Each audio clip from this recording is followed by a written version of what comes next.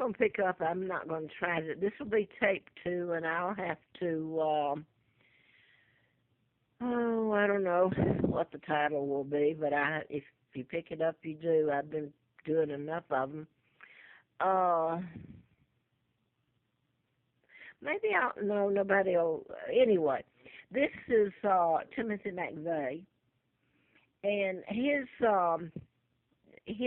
programming can be proven too. He even said himself that the U.S. military put a chip up him, and he's dead for the Oklahoma City bombing. This is the part that people, and this was implantable biochip, and I think it was Tex Mars and his Project Lucid. I think the book was in '86. Now this the bombing like Waco and some others coincide with what they've done to me here in patterns, and you have to listen to it. And one FBI agent told me in '82. He faked yawning and boredom and said, "You know what people do with what you're telling them? They're bored. It's only when they find how it affects them that they care." Well, then they don't care, at least for me they don't. But I wanted to focus on the mind control because I added, because I always knew it since it happened, but I don't think I said that much about it, is Oscar Pistorius from South Africa. I mean, you say, how do you know, to me? I know any fool can look at him and his girlfriend that's dead, Reva, and they're both beautiful people, kind, loving, compassionate people. And this is a mind control murder. What you have to get across to people, and why do I have to get it across? Why can't they think for themselves? Why can't they go, I mean, I've been telling it, they ignored it, they wanted me dead, kill the messenger. You can go to YouTube now and punch in mind control, and you'll get a lot of information on MK Ultra. You won't get exactly what I'm telling and been telling since, well, I was telling it back in the early 70s. But these are two beautiful people, and look what's being done to Oscar, the Blade Runner. Look what's been done to him. He's innocent. Victims of mind control. This is not mental illness. It's not pre-planned, at least not by them. I don't know if you can get it across to people unless it happens to them, and then I don't know. But the man is a beautiful, compassionate man, and what is happening to him should affect the world. I see what people did, and I'm going to get sidetracked here, with the Zimmerman trial and all that, and that was a mind control one, and yes, the media has really focused. Now, you ask yourself why they did that. They're controlled by the Rockefellers and the people who kidnapped me and who the New World Order, who's doing all this. Now, the programming is another story, the people doing the murders and this and using mind control and patterns. I hope to God they're not controlled by the New World Order. I do. But, well, I led off into a different direction there, so let me go back and pick up as I can. I really was talking about Oscar. And the thing that I wanted to say is people's hating him. This mind control victims are just that. This has nothing to do with mental illness, which is what, hey, this guy's in prison being tortured and diagnosed as mentally ill. That's a total lie. And if you got all these psychiatrists that don't know the difference, then something's wrong.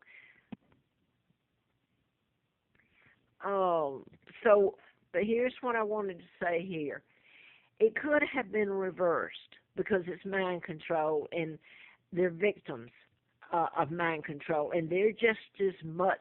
Half of them turn around and are programmed to kill themselves, like the 33 at Virginia Tech, the shootings in April the 16th of '07.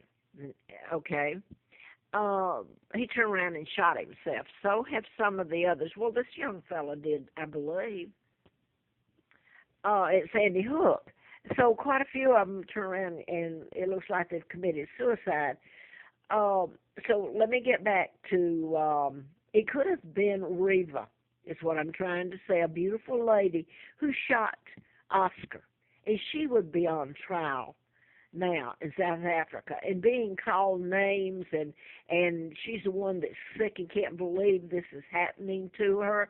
They're both beautiful people, and I really hope that people stop and listen because it's absolutely true. And another young man, I don't have it laid out here. In '87, they were they went on trial, and they're in prison now. And that's Ian Zorings and Elizabeth Haytham. She's in Goochland, Virginia State Prison, and he's in Buckingham, Virginia State Prison in Dillwyn, Virginia. He was a diplomat's son, and supposedly they killed Elizabeth's parents in Bedford County, right next door to me, and they're in prison for it now. They're mind control victims, and everybody in that trial knew it way back then. So the point that I'm going to now, and I'm going to stop, so maybe this goes on this tape, and I'm just going to make the two of them, and maybe you'll connect them. Uh, Stop and think about what the New World Order and mind control that I'm telling you about. Mind control is not limited to Jane Doe on the street or these murders I'm talking about. They control and modify your behavior, can control your, and that's what it's all about, modifying behavior, making you look like you're a nut or the good guy. But stop and think about the people that make your leaders of each country, okay? Um, they're not immune to this. How would they know? So they can affect this group of people, global, and Elizabeth and Charles are part of the New World Order, Illuminati. They can control your thinking. They can therefore control your decision making. So I can tell you one specific one, and I'm not going to because I'm in enough trouble for telling the truth. Believe me, right now I am. I always have been. But they passed a law here in Virginia which is playing right into the hands of mental health law when one has nothing to do with the other. But I'm speaking of this group that's global, the Rothschilds, Rockefellers, Elizabeth, the whole group, can control leaders' thinking, decision making. So when they go and pass a law, these congressmen or leaders or VIPs that run the country, their decision making cannot be theirs. It's really controlled and done by the New World Order. Now then, New World Order in the end, and how would you prove it? These can be proven, the mind control murders and all this. How would you, let's just say a president along the way, I won't name one, that he was under mind control. And he passed laws that are really bad, but they were not of his decision. He didn't really make it. He was under mind control. How would he know? So anyway, I want to go to the global. Where they've gone now is way past anything. Snowden just touched it here. I mean, they've got so much information they can zero on you any minute. If you're not already under mind control, you wouldn't know it. And if you found out and tried to say something, your psychiatrist, you went to a psychiatrist, they're going to lock you up and give you psychotic drugs, and you'd wish to God you were dead. Then that goes on a background check. So in the end, the real weapon is mind control. And, I mean, that is scary as it is right now, but it's already gone too far. So the other thing I want to say is this one group is going to control everything. And I heard the other day about the drones. They're not going to use soldiers so much anymore. They'll just use drones.